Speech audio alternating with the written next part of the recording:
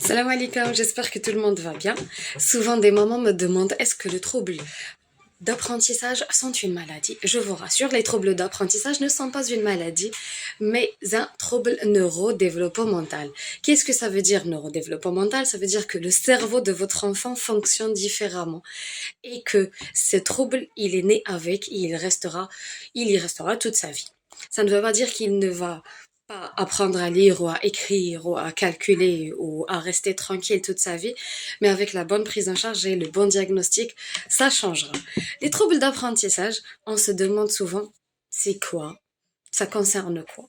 Eh ben, nous avons 6 troubles d'apprentissage. Nous avons la dyslexie, pour tout ce qui concerne la lecture, la dysorthographie pour ce qui est de l'écriture, la dyspraxie pour ce qui est du trouble du geste. Nous avons également la dysphasie pour ce qui est du langage.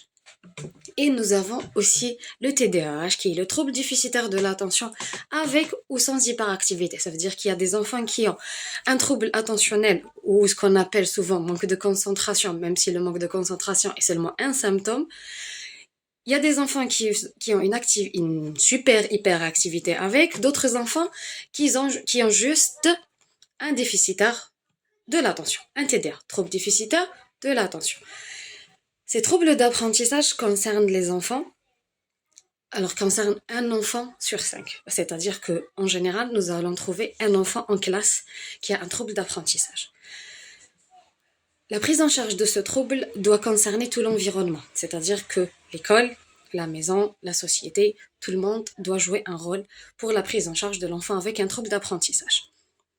Le diagnostic doit se faire par un orthophoniste, psychologue, neuropsychologue ou pédopsychiatre, sauf pour l'autisme. L'autisme aussi est un trouble neurodéveloppemental, mais le diagnostic de l'autisme se fait par un pédopsychiatre, un psychologue ou un neuropsychologue et la prise en charge de l'autisme est différente. Pourquoi? Car l'autisme, nous avons l'autisme avec déficience intellectuelle et l'autisme avec sans déficience intellectuelle.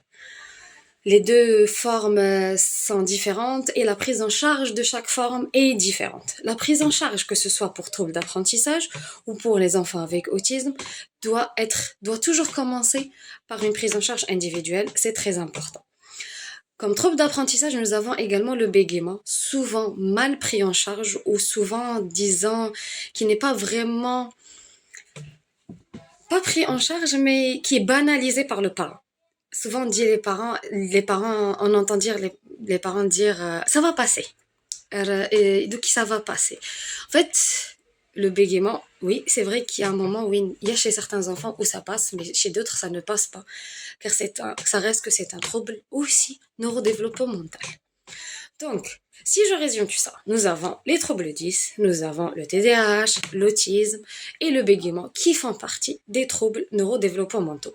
Si vous soupçonnez que votre enfant souffre de troubles neurodéveloppementaux, n'hésitez pas à contacter un psychologue, un neuropsychologue, un orthophoniste ou un pédopsychiatre. Et si vous avez besoin de plus d'informations, je suis à votre service.